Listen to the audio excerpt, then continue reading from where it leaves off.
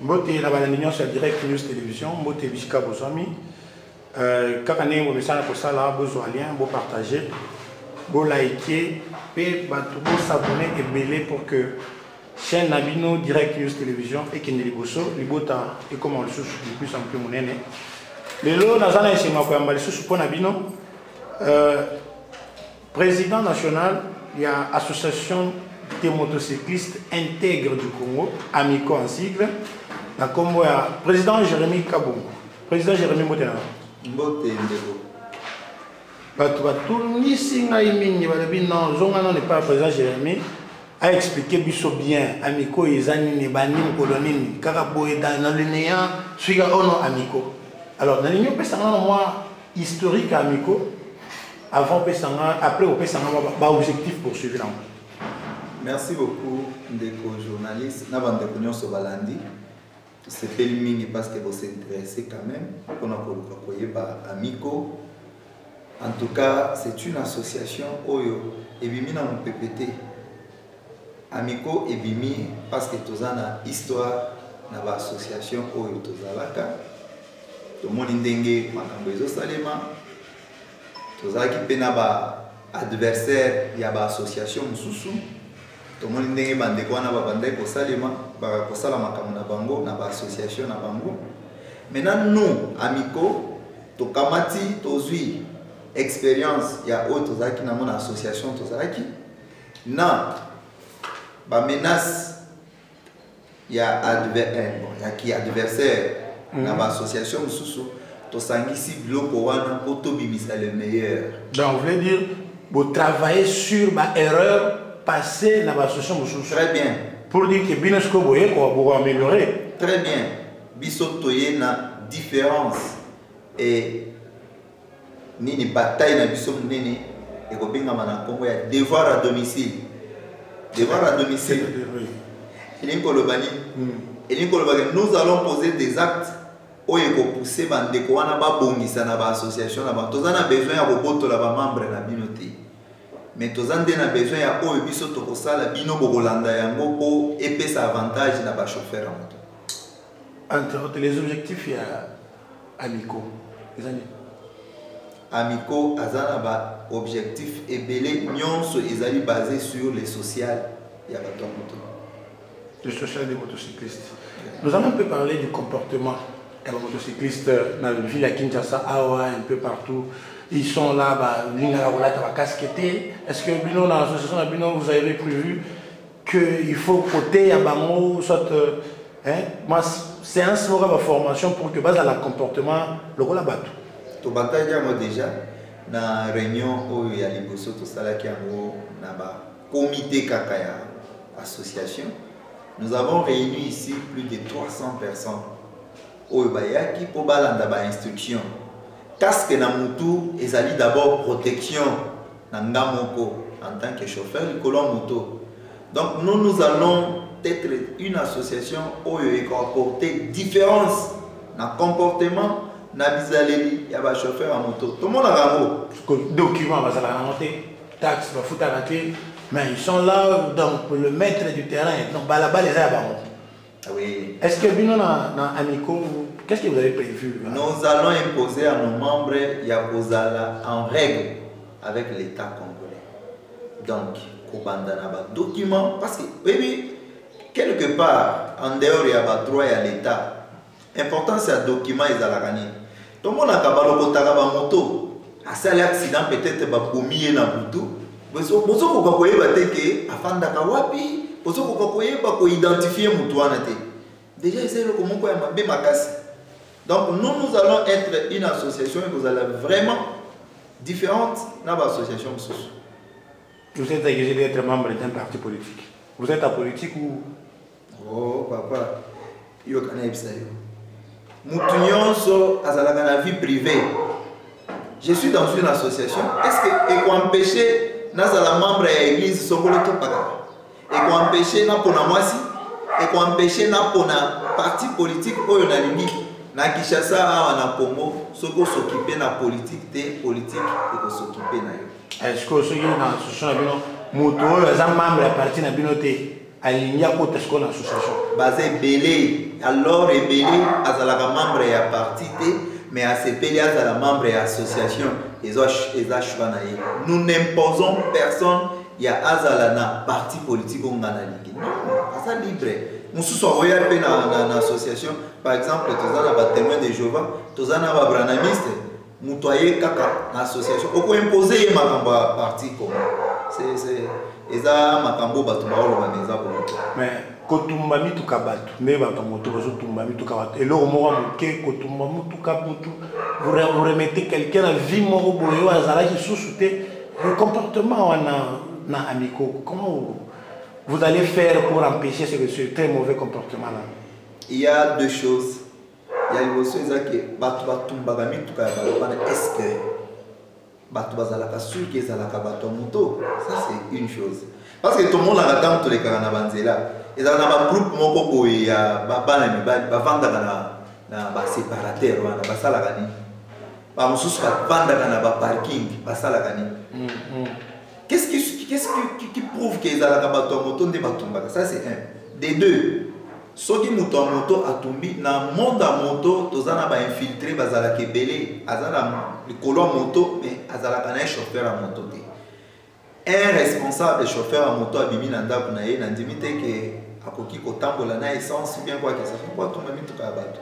Et soki na ko ba ki sa troisièmement oyo batumbaka wana biso tokomema différence tokozala na ba séance ya ba matea récemment ba tumba mutu ka mwana kingabwa des biloko esalemi na kingabwa tozo ko déplorer yango tokoki encourager ba acte ndenge wana te.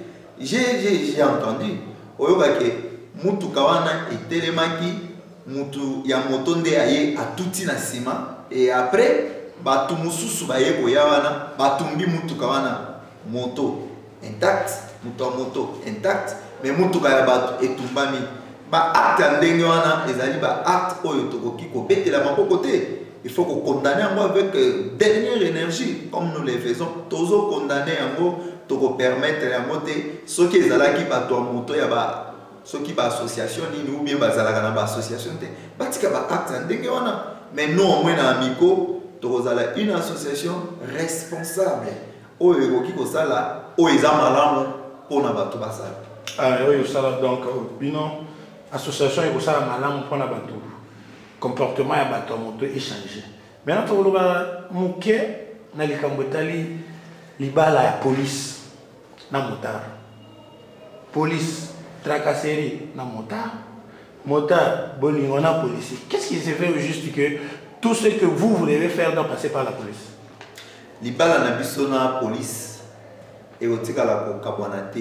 Ti mukolo yeso akoya. Toza na police de proximité, toza na PCR oyo azali pona ko régulariser nzela. Toko kabwana na police ndeni.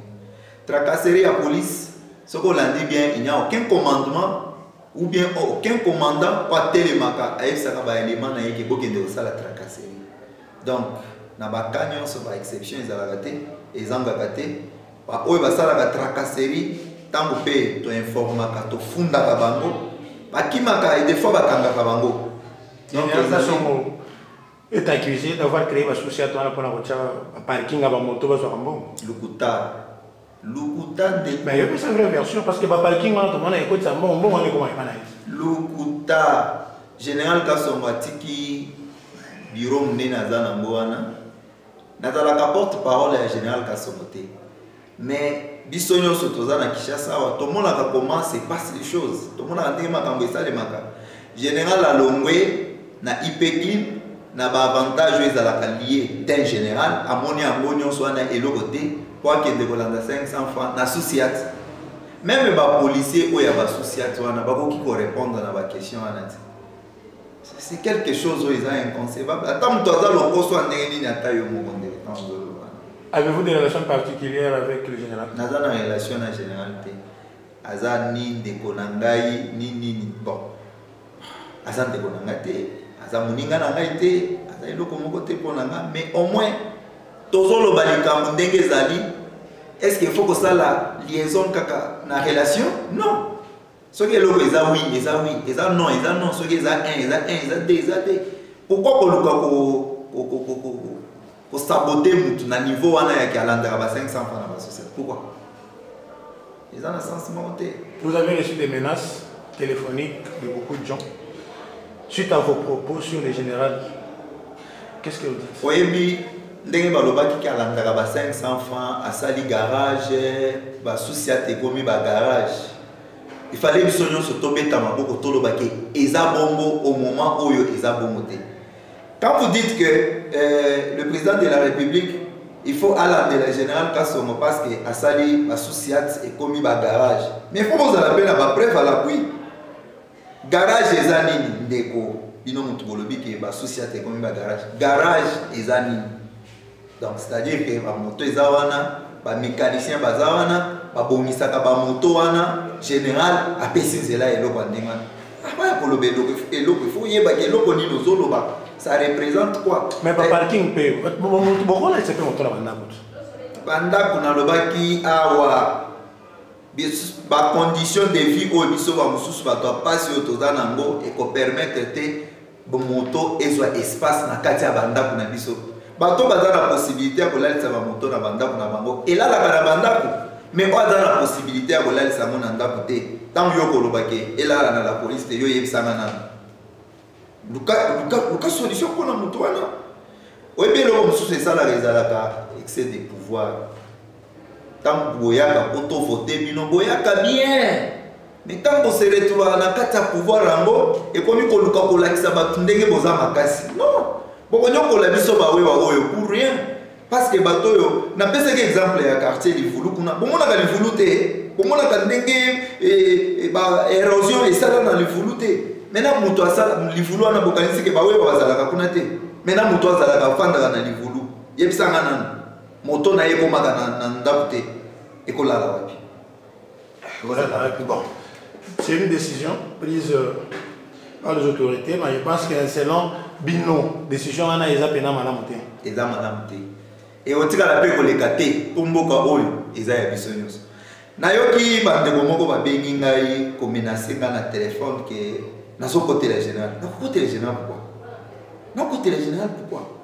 Et puis yo mutozo benga oyo bisanga so ki ndeni sonne. Moko ya yo moko. Eza ya biso nyonso te. Ndeko bomba énergie na yo. Ce que vous avez dans le général Kassongo, pour arranger na ndenge na bino. Oyebi ndeko, kolal saba moto na ba société. Est-ce que ebandi lelo, ebandi na général Kassongo? C'est pas na époque kaka ya général Kassongo ande ba moto mito ebandi kolala. C'est depuis tout ce temps, depuis ba régime. Andakala.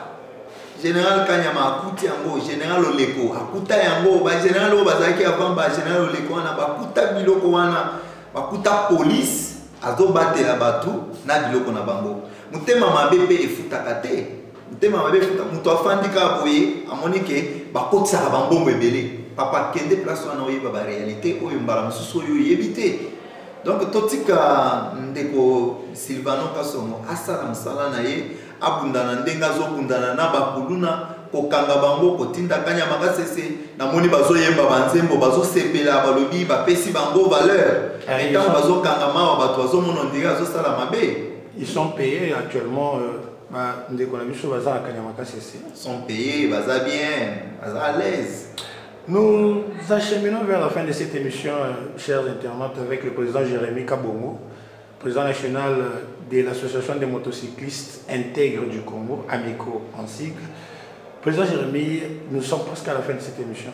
Le Bananga Souka, Ezali était nous, AMICO, pour apporter un plus le comportement de chauffeur en moto. Le chauffeur en moto, lelo et belé, baza. Comment on a parking au moment où on a moi si on a makas, ils ont ce qu'on a un makas, il y a un problème. Mais nous, dans l'AMICO, pour apporter quand même sens moko ya responsabilité na musala otozo sala parce que musala ezaka ka oya biroté des fois biso likolo ba moto wana to sala ka makambo koleka na bato bakotaka ba bio donc AMICO autorisé à fonctionner nous allons apporter un plus ezala na l'état ezala na population congolaise na mobimba na biso. Président Jérémy Totondi Rotondi. Ngande nazotonda yo, merci. Oyebi ndeko kolalisa ba moto na ba associate. Est-ce que ebandi lelo? Ebandi na général Kasongo. C'est pas na époque kaka ya général Kasongo nde ba moto mito ebandi kolala. C'est depuis tout ce temps, depuis ba régime. Andakala. Général Kanyama akuti yango, général Oleko akuta yango, ba général o bazaki avant ba général Oleko wana bakuta biloko wana, bakuta police azobatela batu na biloko na bango. Mutema mabe pe efutaka te. Mutema mabe efuta mutu afandika boye amonike bakotisa bambombo ebele. Papa kende place wana oyeba ba réalité oyo mbala mususu oyo yebite. Donc totika ndeko Sylvano Kasongo asala musala na ye abundana ndenga zobundana na bakuluna kokanga bango kotinda kanya makasese na moni bazoyemba banzembo bazosepela balobi bapesi bango valeur. Etant bazokanga mawa bato bazomona ndira azosala mabe. Ils sont payés actuellement ndeko na biso baza kanya makasese. Ils sont payés, baza bien, baza à l'aise. Nous acheminons vers la fin de cette émission, chers internautes, avec le président Jérémy Kabongo, président national de l'association des motocyclistes intègres du Congo, AMICO en sigle. Président Jérémy, nous sommes presque à la fin de cette émission. Le Bananga Le Bananga Souka, ezali était nous, AMICO, de apporter un plus dans le comportement de chauffeur en moto. Le chauffeur en moto lelo et belé baza comment na ba parking okomona sokoza mona mwasi ya moke makasi ezanga sokoza ya munene makasi wana eza problème. Mais nous dans l'AMICO tu dois apporter quand même sens moko ya responsabilité na musala otozo sala parce que musala eza kaka oya bureau te. Des fois biso likolo ba moto wana to sala ka makambo koleka na bato bakotaka ba bureau. Donc AMICO autorisé à fonctionner, nous allons apporter un plus. Et ça dans l'État, et ça dans la population congolaise, dans Mobimba na biso. Président Jérémy Totondi Rotondi. Ngande nazotonda yo, merci. Oyebi ndeko kolalisa ba moto na ba associate. Est-ce que ebandi lelo? Ebandi na général Kasongo. C'est pas na époque kaka ya général Kasongo nde ba moto mito ebandi kolala. C'est depuis tout ce temps, depuis ba régime. Andakala. Général Kanyama akuti yango, général Oleko akuta yango, ba général o bazaki avant ba général Oleko wana bakuta biloko wana, bakuta police azobatela batu na biloko na bango. Mutema mabe pe efutaka te. Mutema mabe efuta mutu afandika boye amonike bakotisa bambombo ebele. Papa kende place wana oyeba ba réalité oyo mbala mususu oyo yebite.